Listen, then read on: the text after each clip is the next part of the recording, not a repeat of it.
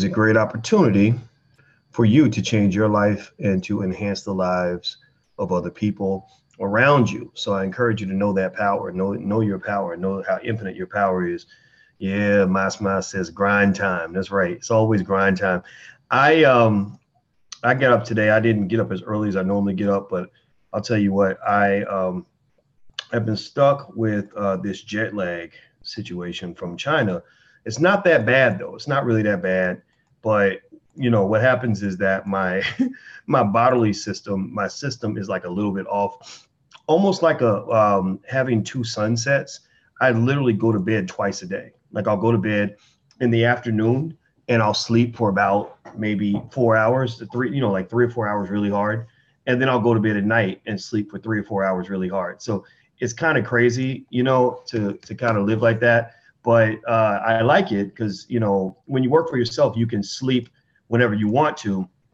And you don't have to sort of live on the man's schedule and all that stuff. And so that's the big thing for me. Like it's okay to be on jet lag and all that, as long as I can rest whenever I want.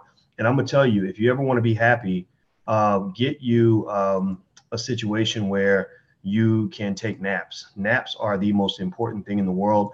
Naps and plenty of sleep it's critically important for everything, every part of, every function in your body, your emotional health, your sexual health. I literally read this article the other day. It was like, 10 steps to a healthy penis. And one of them was make sure you get plenty of sleep, right? So literally like every single thing that is connected to your health, typically is connected to sleep.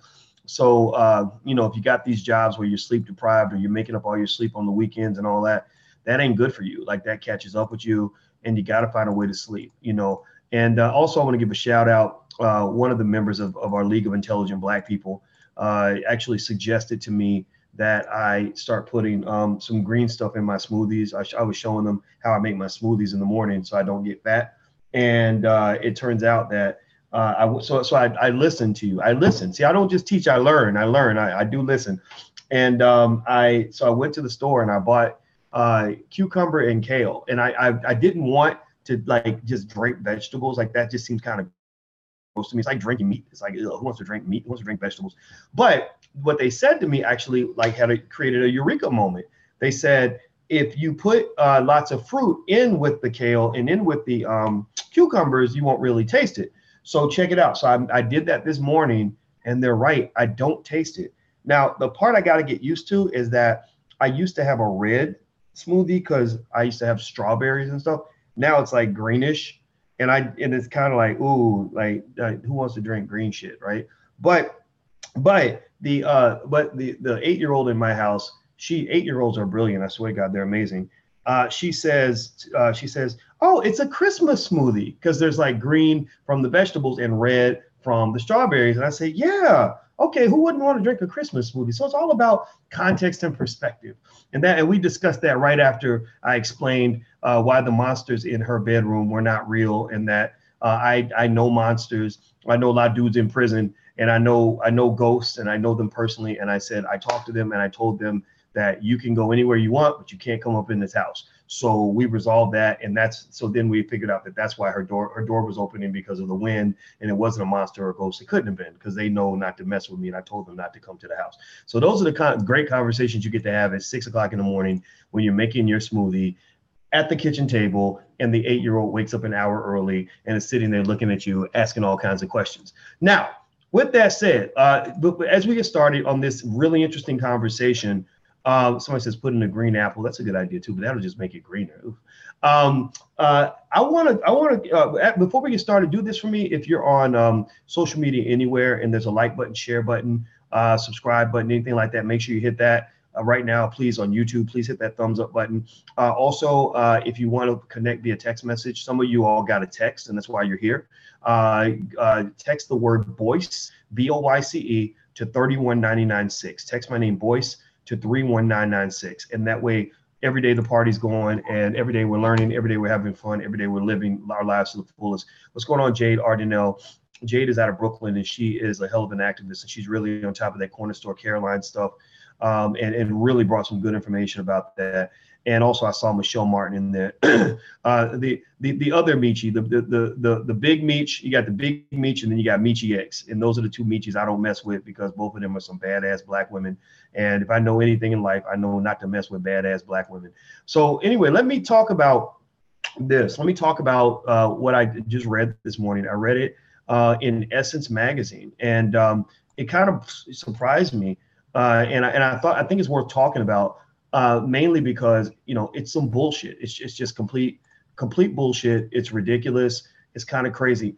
According to Essence magazine, do you remember that girl last week? Does everybody remember that girl who was all over social media because she hated black people? She's a black girl. She was black, and she was talking about how I don't like black people because they're monkeys and they're loud and they're ignorant and black women are ugly and all. You remember that?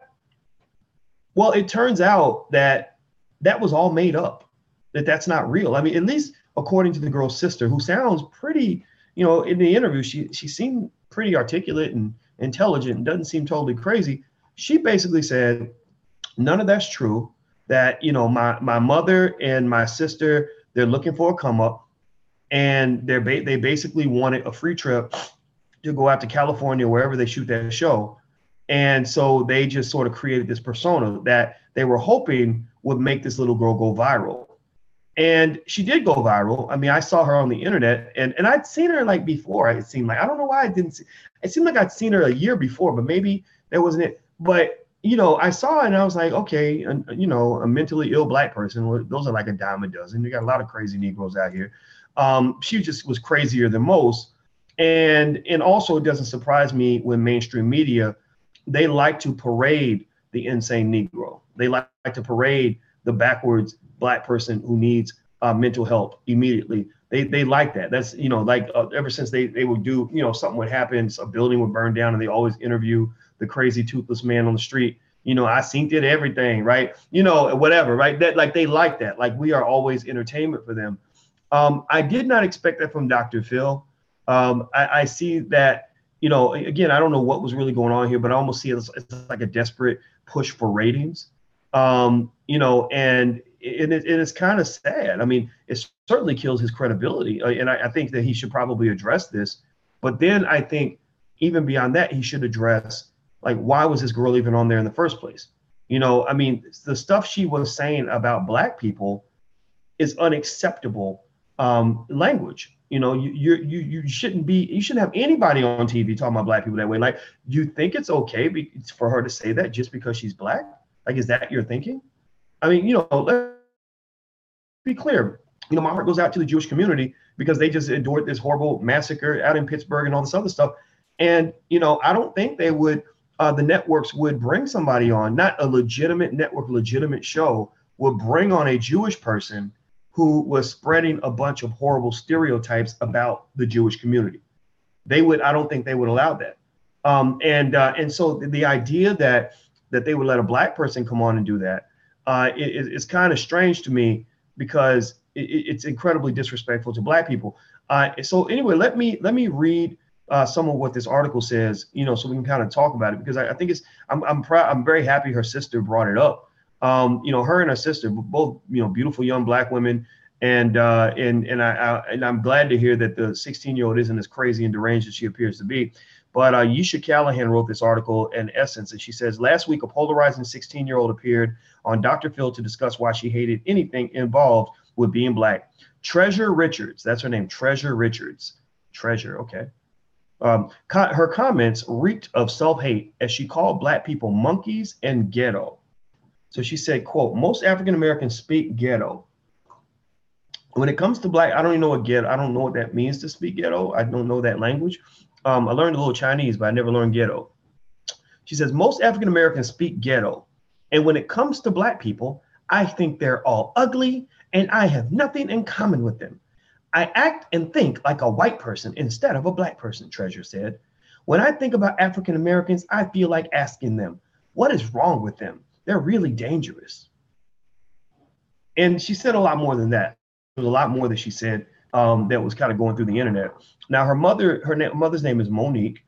Treasure's mother, Monique Richards, and her brother, Kendall Richards, appeared on the show to seek help for their family member. So you got to, air your daughter's crazy out in public. I mean, if you really want to get her help, right, you take her to a therapist. You don't take her on national TV so she can disrespect 40 million other people in the middle of your bullshit, you know. But anyway, it says at the top of the show, Monique took some of the blame as to why Treasure hated Black people because she alleged that she lied to Treasure about her biological father and eventually disclosed to Treasure that she wasn't biracial. So apparently the mother claimed on the show that that she had told Treasure her whole life that your daddy's white, that you're half Black, and that you are not you're not one of the monkeys, you're not ghetto, you're not one of those people. And her whole world was shattered when she found out that her daddy wasn't white. You know, so that's the narrative, that's the story that was being pushed. You know, and it's interesting. I mean, if you really want to be for real about it, most of y'all in here, most of y'all Black people in here got some white in you. Like if you go take these DNA tests, they'll kind of blow your mind. They'll be like, oh, like I found out I was like 26% Irish and British. What the fuck, man? Like, ew, like no disrespect. Like I'm not hating on, you know, if you're from England, I love England, by the way. I love Black England. Like they show mad, insane love for me. So I love them very much. But I don't want to be British, you know, not white British. I don't want to be Irish. You know, I don't want to, you know, I mean, you know, I watched the House of Pain video and I saw all the Irish pride and I like the Boston Celtics and I cheer, you know, and stuff like that. But I don't want to, you know, I'm not, that's the side of me that I know snuck into the barn and raped my great grandmother. And years, you know, decades later creates this thing called a Boyce Watkins, right? In fact, my name Boyce actually comes from my great grandfather. He was his master named him Boyce. And when I heard that, I remember feeling like absolutely no pride in that story. But I was told that story by my grandmother, my biological grandmother, who I did not know very well because she's the mother of my father. I did not know her very well because I did not know my biological father very well. And she told the story like it was like a source of pride. And I didn't feel proud of that. I did not feel, you know, I just felt like, oh, like that's slavery. Like I don't want to, you know, like that. I'm not, you know, like I'm named after Massa, really, you know. And so anyway, a lot of people have like some European stuff floating around. And the fact that there is so much European blood in African Americans in this country today really speaks to the fact that they've been lying to you about how devastating slavery actually was. They've been lying to you about how much rape and just devastation occurred during slavery. You know, and you think about it, most of y'all learned about slavery initially from white people. So if you're white and you're trying to control this group of people, you do everything you can to keep them from the truth. That's why people like a Dr. Claude Anderson are so important, because he did the research and took the time to go back and find out the truth, right? So anyway, so going down here, so Treasure's mother, Monique, and her brother Kendall came to the show. Her mother says, I take responsibility because I lied to her and told her that, you know, her daddy was a white man, and she found out that she didn't have a white daddy. So that just blew her, you know, devastated her, almost like Negroes in the church when they lose their white Jesus. You know, they're like, I don't want the Black Jesus. I want the white Jesus. The Black Jesus is illegitimate. It's like replacing, you know, my outfit from Bloomingdale's and giving me something from Walmart. Like, I don't want a Black Jesus. I'm going to quit going to church. Anyway, so she says most people were in disbelief that a Black girl could harbor so much self-hate towards other Black people. But no one was more in more disbelief than 25-year-old Nina Richards, Treasure's older sister. Now, she's the spoiler. She's the one that threw salt in the game. She's the one that came to Essence and said, that's bullshit. Like, that's my sister. That's my family. That's my mama. That's my brother. I'm about to break it all down and tell y'all the truth. And I'm glad she did. So she did an exclusive interview with Essence. Nina is now speaking out against the lies her family purported on Dr. Phil's show, and how Treasure and her mother only appeared on the show for the free trip and to become a meme. So the dream of this young lady and her mother, apparently, according to the sister, is to get a free trip. Oh, you go disrespect 40 million Black people so you can get a free trip and so you can be a meme. Is that what we're aiming for now? Is that Black excellence? Is that what Black success looks like? Like, I want to be a meme one day. Like, I want people to make fun of me on the internet. Okay. All right.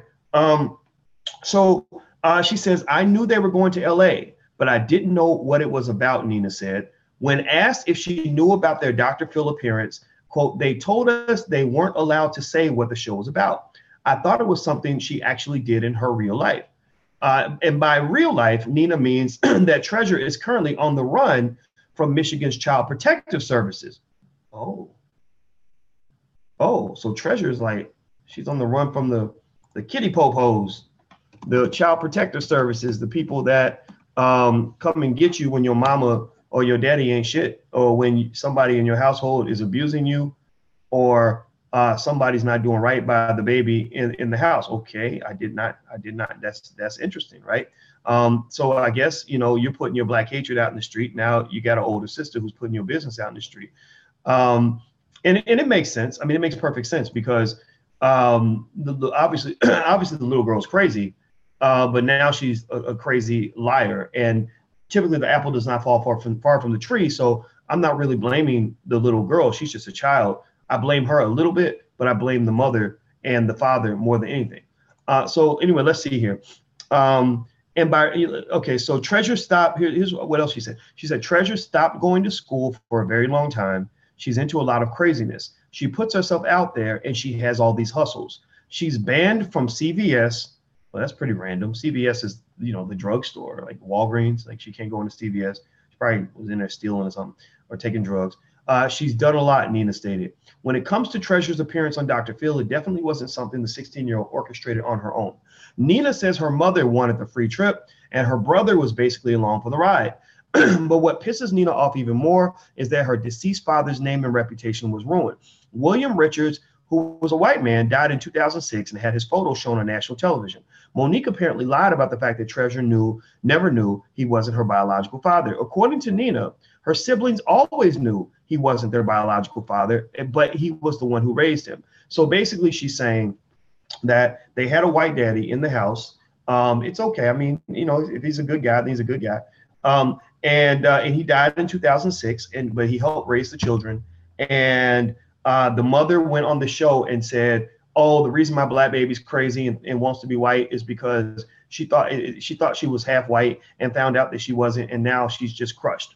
Well, the older sister's saying that that's not true. The older sister's saying we always knew that this man wasn't our biological father. And if you look at the sisters, I mean, they're both very, they're melanated. They don't appear to be biracial, even though there's no sort of standard appearance of a biracial person. So let's just be clear about that.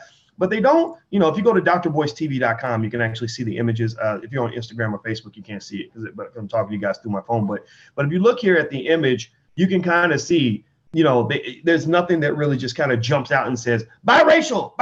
Like there's nothing that kind of just says that, right? And so anyway, the two girls, I mean, beautiful young black women, just it's kind of sad. I mean, it's beautiful. I guess the 25-year-old is very intelligent or whatever. And so it's kind of interesting. Like it almost seems like you would have kind of asked those questions when you were younger. I know that my stepdad. I did not know my stepdad was not my real dad until I was about 10. But before I was 10, I always wondered like why my dad was this short, thin, light-skinned man, and his whole side of the family was light-skinned, and I wasn't. Like I didn't understand that, but I just sort of assumed like that it was that genetic. I hadn't studied genetics yet, so I just sort of assumed that there was some sort of genetic anomaly or something. And but when he told me he wasn't my real dad, I just sort of was like thinking, okay, then now it all makes sense. Now it all comes together. Now, in hindsight, now to be honest with you though, he is my real dad. And when I talk about my dad, when I say my dad, I'm talking about the dad who raised me, not the sperm donor. Anybody can donate sperm. Anybody can go have sex. It takes a real man to raise a child. So he raised me. So that's my real dad. But basically, I think it's if my dad had been white, I probably would have figured it out a little sooner. Like I probably would have did the math about the age of 4. Even though I couldn't count, I couldn't actually do math, but I would have did that math. I'd have been like, no, that's not my dad. Okay, so anyway, so she says that her dad was disgraced.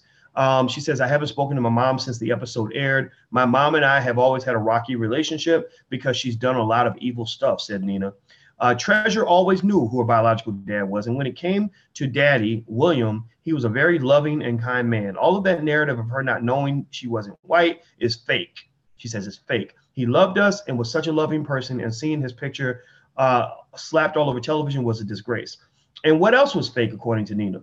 The fact that Treasure hates anything that has to do with black people.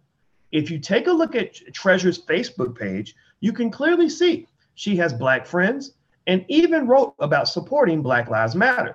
So this speaks to the idea that that not only were they lying, but the Dr. Phil, producers did not do their research. They were so excited, so hungry for their ratings and everything else that they didn't even take the time to say, okay, is this true?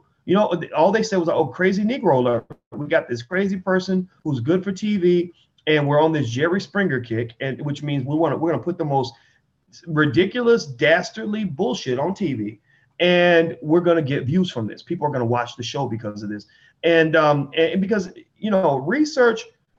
Research is one thing, but it don't take nothing for somebody to go look at her Facebook page and just get some background on this person. I mean, if you really see, and that's the thing that's interesting is that Dr. Phil, when he brings people in, he and Ayanna Van Zant both do this, to be honest with you. They are therapists, and what they do is they like to put people's bullshit and their mental illness on full display because they know that drama will draw eyeballs, right? I'm not saying it's bad or unethical or whatever, but it's a questionable kind of business practice, right? Like if you know that somebody is so fucked up that they're going to get the whole world watching, and you're excited because Oprah told you that that's going to be the hottest show this year or whatever. Because remember, they're both connected to Oprah, so they both kind of came out of that Oprah Winfrey playbook. And remember, Oprah's original content, her original show was very much like Donahue / Jerry Springer. It was very chaotic. Very much like, let's find the weirdest, craziest thing out here and let's put it on full display, right? And it is what it is. I'm not dissing it. I'm not dissing Oprah at all, but it is what it is. And it's kind of like the lineage continued in Oprah's career to this day. We see on OWN, we see the Tyler Perry shows. Tyler's a good guy. I met him. I like him. He's fine. But, a lot of people would look at some of the content on those shows and say, my God, you're trying to take us back to slavery. Like you're really trying to sort of justify and verify and solidify the misperceptions and the stereotypes of Black people that white folks had back during Reconstruction when they said, my God, we can't have Negro leaders. They're going to all sit in Congress eating buckets of chicken and having watermelon fights. Like that's kind of what, unfortunately, Oprah and Tyler Perry jointly have kind of pushed out to the world. So anyway, going back to the Ayanna and Dr. Phil playbook, who both came up under Oprah. Oprah pulled them up and created these two characters, these two individuals on TV. They both kind of do that. It's sort of like, okay, I'm the therapist and I'm the one who's going to come in and give the impression that I care. And not to say they don't really care. They may really care about these people. I don't know that. I can't speak to their heart.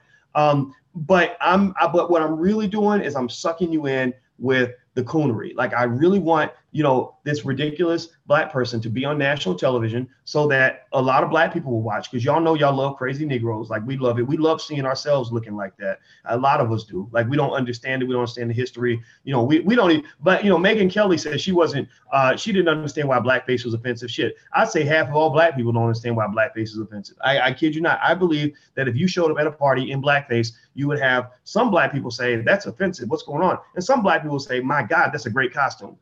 Like, oh, that's lit, bro. I love it. That's lit. Half your fucking rappers are in blackface. Like, seriously, half your rappers are in black. Go look at the rapper Future and some of these other guys. What's that guy with the crazy hair? I forgot his name. Kodak Black. Guys like that. I mean, they the Migos, my God, they literally are just like they are such a minstrel show. It's ridiculous. I mean, they portray the ignorance, they portray the coonery and all that, and we just think it's cool because it comes to a nice beat.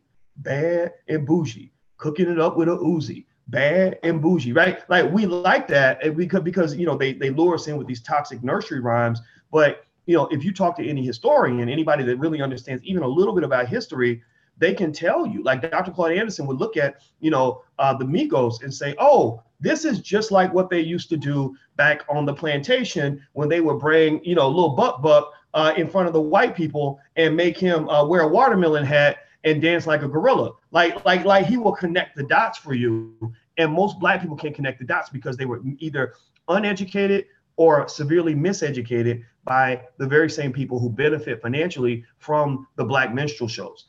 So I'm not sitting here calling Dr. Phil a racist. I'm not going in that direction. What I'm saying is that it's sort of this very clear, specific playbook. And I think that where Dr. Phil's going to have a problem is there's an ethical issue here, right? You manipulate it. You use a 16-year-old girl and put her mental health problems on full display at that fragile age of 16, which kind of makes you almost like a financial predator or something. I don't know what it's not like a sexual predator, but you preyed on this little child, put her in front of the whole world. And truth is, if you really wanted to help the child, you would say, okay, let me take you to the back and let me help you privately, because you don't need to show the whole world that this is how you think. We need to talk about another point of view, so anyway, let me read more of this article. Do this for me real quick. Take a second to hit the like button, the share button, subscribe button. If you're on YouTube, hit the thumbs up button, please.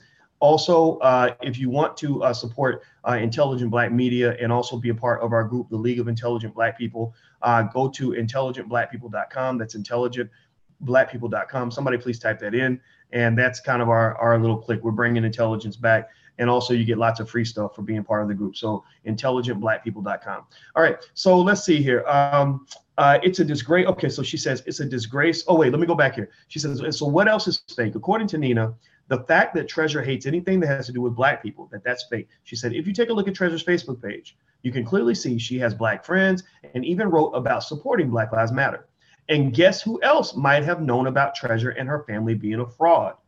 An unnamed producer of the Dr. Phil show who left a comment on a now deleted Facebook post. So Dr. Phil's people know they got a problem. They know they got an issue.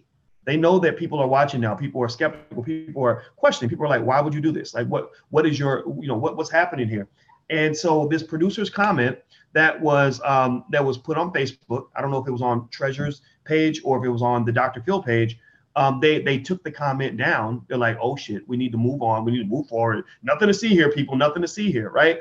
But you got, at least out of the 40 million Black people in America, you got the intelligent Black folks, which might be, not intelligent, the enlightened, woke Black people, maybe 5 to 10 million who are saying like, hold up, partner, this is not cool. What you did was not cool. So tell us more about this little Black girl that you put on TV to promote every racial stereotype in the book. If that was coming out of the mouth of a white man, we know it would not be acceptable. Like it would literally be enough to shut the show down, to literally get Dr. Phil off the air. What they do, if you want to spew hatred toward Black people, if you want to promote Black stereotypes, and you are a white supremacist, the way you do it is it's very easy. You don't use white people to spread the hatred. You use Black people to spread the hatred, because Black people will drink the poison if it comes from another Black person. And white people will assume that it's not poison because, well, my God, a Black person said it, so it must be okay. It's a simple process. Why do you think Donald Trump brought the young Black conservatives to the White House and paraded them all over TV, right? Trump was like, well, shoot, I'm gonna get a whole bunch of Black people who act like they love me, and that's gonna make people think that that there are Black people who like me, right? Now, I do believe, honestly, that there are Black people who like Trump. I've met them, and they're not all crazy coons. They just have a different point of view. So, by the way, if you are a Trump supporter, I'm never going to clown you for that. Just the same way I won't clown you for being a supporter of the Democratic Party. Because in my mind, either way, your community doesn't benefit by supporting any of these people. That's been proven. That's not even debatable. That's not even something we can even talk about, because the data all shows that Black people don't benefit no matter who they vote for. So go vote, go support whoever you want. But after that, we have to go build something. We have to go take care of our own community, because if we don't do it, nobody else will. But basically, with this show, what is so problematic about it is the fact that everybody thinks that what this girl said is okay because she was Black.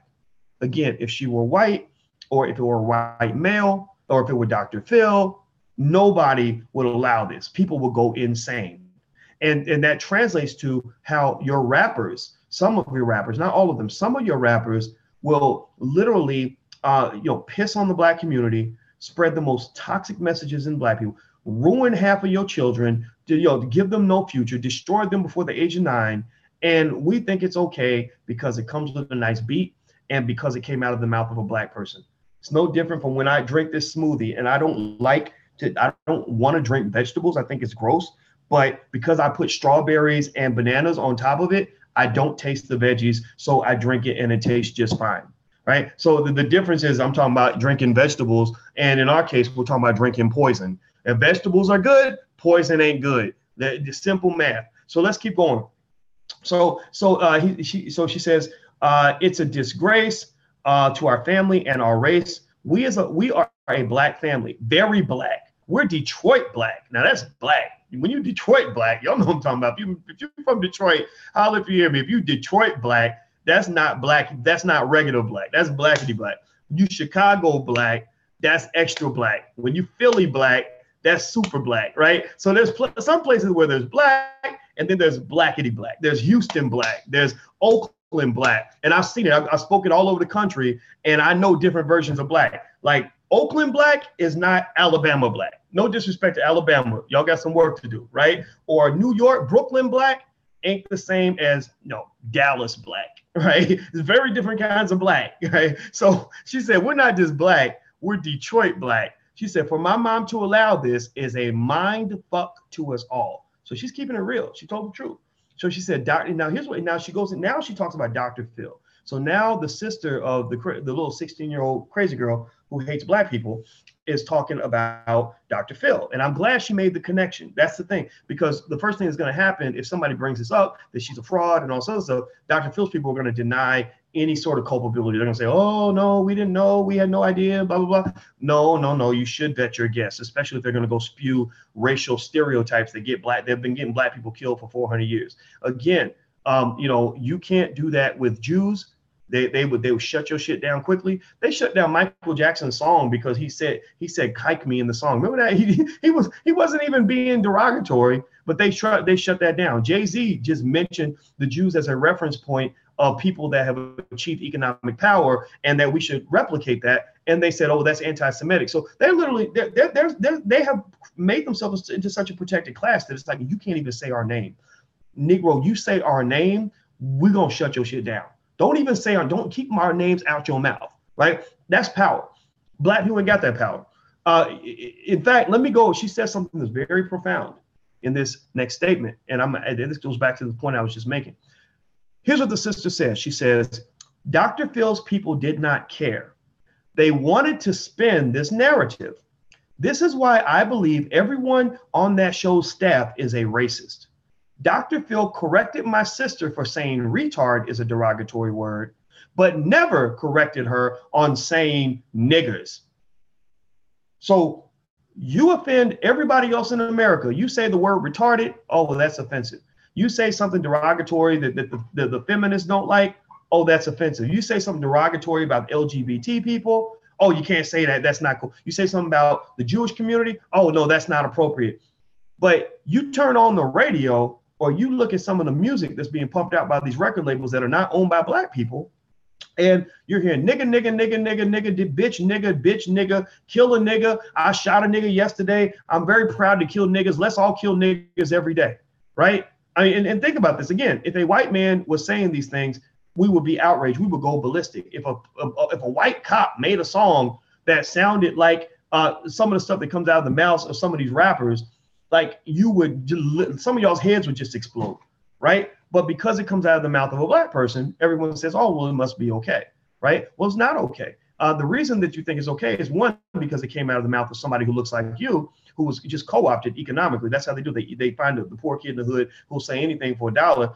But the other reason it happens is because everybody feels they can kick around black people. Everybody feels that they can say whatever they want about black people, because even black people don't care about what you're saying about black people. So anyway, let's keep going. So Nina continued, as a proud makeup artist who promotes black beauty, it offended me to hear my sister talk about black women the way she did.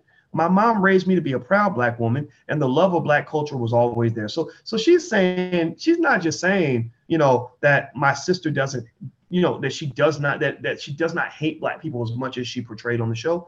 She's saying we have a family where we love black people. She's saying that, we grew up pro-black. Like, so this is, going from one extreme to the other. It's not like going from the middle ground to the extreme. You're going from the pro-black extreme to the anti-black extreme. And I think it's unbelievable in the sense that, number one, Dr. Phil's people, they could have done some basic research to know this wasn't true. Number two, they probably should have evaluated from an ethical standpoint whether this was an appropriate show to even air. Like, do we really bring a black person on who's going to say horrible things about black people? Again, you wouldn't do that. I don't think they would do that against the Jews. In fact, I know they wouldn't be allowed to do that. And I'm not just talking about Jews. I'm talking about anybody, right? LGBT, whatever. right? I think also number three, what you're seeing is sort of this economic imperialism that white folks have on black folks, where no matter what narrative black people are pushing about ourselves in terms of who we want to be and how we want to reshape how we see ourselves and how the world sees us, there's always a handpicked Negro they can grab and wave a little money in front of his face and get him or her to shift that whole narrative.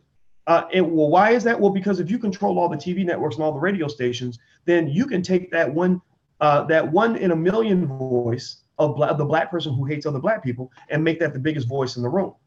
That's why I'm real skeptical of most of the Negroes on TV, because a lot of times those Negroes on TV are saying things that other black people cannot identify with.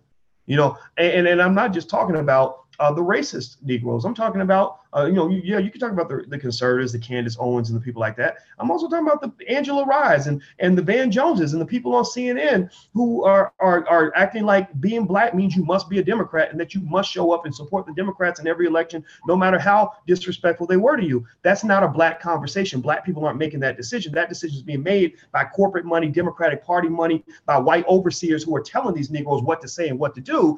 And if they don't say and do what they're supposed to do, then they get flicked off like a piece of shit on the sidewalk. They literally will flick them away and say, goodbye, Negro. We don't need you anymore. We're going to find somebody else who will say what we need them to say. And so ultimately, you're getting played on both sides of the fence. You're getting played on both sides of the fence. So anyway, let me keep going. So what happens now with Nina and the rest of the Richards family? Nina's main goal is to set the record straight about her sister and to make sure her father's good name isn't ruined. But she also wants to get help for her sister. Yeah, that little girl needs some help. Shit. Y'all need a whole bunch of psychologists for that girl. Not for her views. I mean, because her views were fake, right? We know she doesn't believe all the shit she was saying, but just the fact that they have a family that thinks it's okay to go on national TV and say something that's going to embarrass you forever, just so you can get a free plane ticket and a chance to possibly be famous. I mean, and that's kind of sad because it's not going to work out for her. It's not going to work out. Like she might think, like what they compare her to is they think that she's going to be like that stupid little white girl that was on Dr. Phil who was talking about Catch Me Outside. Remember she kept saying, catch me outside. How about that? Catch me outside. How about that? Well, now this little girl and her cultural appropriating ass has like 12 million followers on Instagram, and she's like a celebrity for doing what? I don't actually know. I maybe, again, this is maybe where I'm old fashioned. I grew up in a time where celebrities had to have talent. She has no talent. So she's kind of like a little bit like an ugly Kardashian, I guess. And so this ugly Kardashian is with no talent is now famous. Like she thinks she has a career because she was on TV and she behaved like a complete idiot. And so I think the black girl thought she was going to be like the Catch Me Outside girl. That's what they're speculating. And they don't understand that there are separate rules for black people versus white people. When you coon yourself out in order to make $1 or to get a little fame, the things that work for white people don't work for black people. It's like a college degree. Like every study shows that going to college, then getting the same degree with the same grade point average in the same major, that it works out differently for white people than it does for black people. That, if you both go to Duke University and both get a degree in marketing, the white boy will make $80,000 on his first job. You'll make $62,000 if you get a job, right? Like, or whatever it is. Those aren't exact numbers, but you get the point. And so really that's kind of true across the board. And the reason it's true, and as Dr. Anderson might talk about in Powernomics, is because white folks control the institutions. White people are the ones who run all of this shit.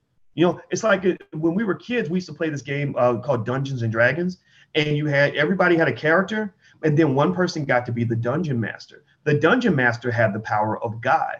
If the dungeon master decided you were going to die in that round, he could make you die. If the dungeon master decides your next fight's going to be against 3 dragons that could kill you instantly, he can set that up, right? So we're like the players in the game, like pawns on the chessboard, and in these institutions, white folks are the dungeon master. because the person who controls the institution is the one who created it. That's why I say you should abandon these institutions whenever possible and create your own. That's what the Jewish community did. That's why I recommend to everybody to read that book, How the Jews Invented Hollywood. They invented Hollywood because they wanted to be the dungeon masters and to control the narrative of their people around the world. They didn't want people saying whatever they wanted about the Jewish community. They wanted to create movies and whatever to shape it in whatever way they felt was appropriate. So basically, what this little black girl, this poor little girl who's been severely misguided by her mother and by the world, what she's going to learn is that you can try to do what the white girl did. You can try to do what the Cash Me Outside girl did, but it ain't going to work for you because, a white girl with gold teeth, who wears like the tight pants and the dookie braids and talks like she's black, like that's interesting to the rest of the world, to white people. But if you're a black girl who does the same stuff, they just gonna call you a hood rat. And that's it. They just gonna look at you like, whatever, ain't nobody paying attention to you. And it reminds me of when Lawrence Fishburne, anybody remember when Lawrence Fishburne's daughter got really bad advice from Kim Kardashian? And Kim basically said, if you want to be like me and be successful, go make a sex tape like me and go fuck somebody on tape and share it with the whole world, right? So Lawrence Fishburne's daughter did that. She went out and she said, I want to be a porn star and make all these sex tapes, and that's what's going to make me famous. I want to ask you this.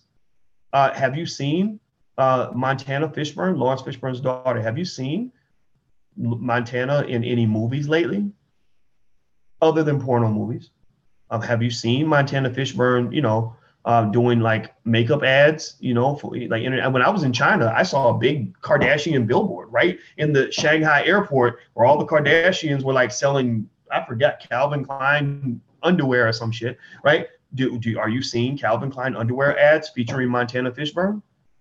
Is Montana Fishburne anywhere near mainstream America? Did she make a special guest appearance on Blackish because she's such a big star? No, Montana Fishburne is basically, I think maybe a 22, 23-year-old retired porn star. That's what she is. The porn industry used her up, spit her out. Now she's bitter. Now she's going around telling other young girls, don't do what I did. And so basically the rules are different for black people. So this little girl might have humiliated herself to get fame. She might have embarrassed her family to become a meme. She might have embarrassed her whole community because she thought it might get her ahead, and it won't get her ahead. It's actually going to get her behind. And so the truth is that when you abandon your people like that, when you really sell yourself out like that, whether you pay the piper now or pay the piper later, there will come a day where you will wake up and realize that your entire soul is empty. It's like when Whoopi Goldberg said in The Color Purple, until you do right by me, everything you do is going to fail. Right. So until you do right by black people, everything you do will fail. And I think about Wesley Snipes in that movie, Passenger 57, when he said that he asked the guy, do you play roulette? And the bad guy said, on occasion. He said, well, here's a word of advice. Always bet on black. So anyway, I think that that's the right strategy. I think that you can be successful in this world. And I think young people should know this. You can be extremely successful. You can go out here and do a lot of great things, and not humiliate yourself and your family and your community in the process. You're going to get opportunities to do that. They're always looking for a Negro. Like they're always looking in Hollywood for a black man that'll go to Hollywood and put on a dress. They love that stuff, but maybe instead of putting on the dress, you can do the extra work and go and start a black film production studio and help to create a whole entire industry that will allow you to have more impact without degrading yourself. So, I'm sensitive to that because growing up as a black boy in Kentucky, I was sort of told by a lot of people, that I was too radical. I was too black, too pro-black. That's going to mess me up. I can't get a job, etc. And it just didn't feel right. And so I just took a different path and not really knowing how that was going to work out. For all I knew, my whole career would be ruined. And it turned out that my life was 100 times better because I learned how to not apologize for being who I am. So anyway, let me read this. Let me read this last part. The sister says, I'm calling CPS today, as she should.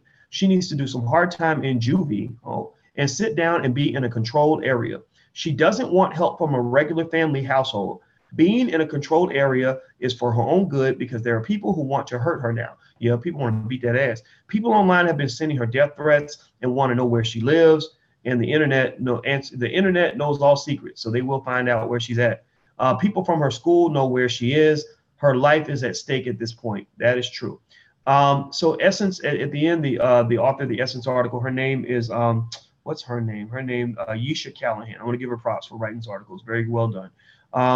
It's crazy to think that the need for viral fame and to become a meme has sent a family's life spiraling out of control. But what Treasure and her mom may not realize is that Black people can't afford the viral fame like white people. Treasure isn't going to become the Cash Me Outside girl and secure a record deal. The only thing she's going to catch is being the butt of a few jokes until someone else attempts the next viral attempt. Okay, she used the word attempt twice, but that's okay. It was a good article anyway. So Essence has reached out to Dr. Phil's show for a comment.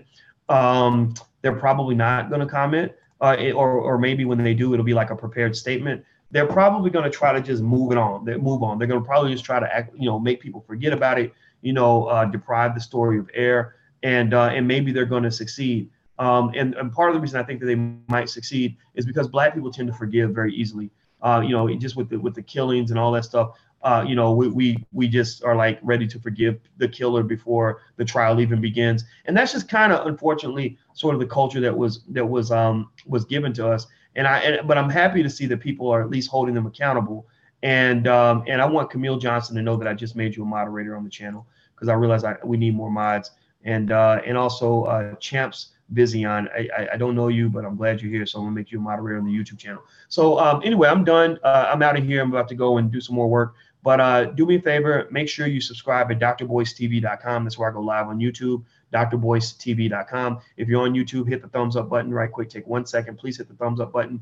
If you want to connect via text message, text the word Boyce to 31996. That's type my name and Boyce in your phone and text it to the number 31996. Somebody please type that in. Last but not least, we invite you to join our League of Intelligent Black People. These are people where we ask you to help us support the channel and support this strong Black media. And in exchange, we give you tons and tons of free stuff, tons and tons of access. We allow you to tell me like which topics that you want me to cover. You can ask me questions. I'll answer your questions on the air, just all kinds of cool stuff. So you can go, if you want to join, you can go to intelligentblackpeople.com. That's intelligentblackpeople.com. Our mission in life is to make intelligence cool. And I believe we can do that. In fact, once we get $1 billion somewhere, I don't know how we're going to get it, but at some point we're going to figure that out. When we get that, we're going to use that to spread Black intelligence all throughout the earth. And that is my lifelong mission. And I will achieve that goal because I learned a long time ago that you should always bet on Black. And that is how you win. Black people have been running the world for 10,000 years. We just had a bad, quarter millennium. We had a bad, couple centuries, but I believe that at some point Black people will rise again to be the greatest on earth, and that time will come faster if we push hard now. So take care, everybody. I love you guys. It was real. Have a good day, and this was a lot of fun. I'll see you guys soon. Peace.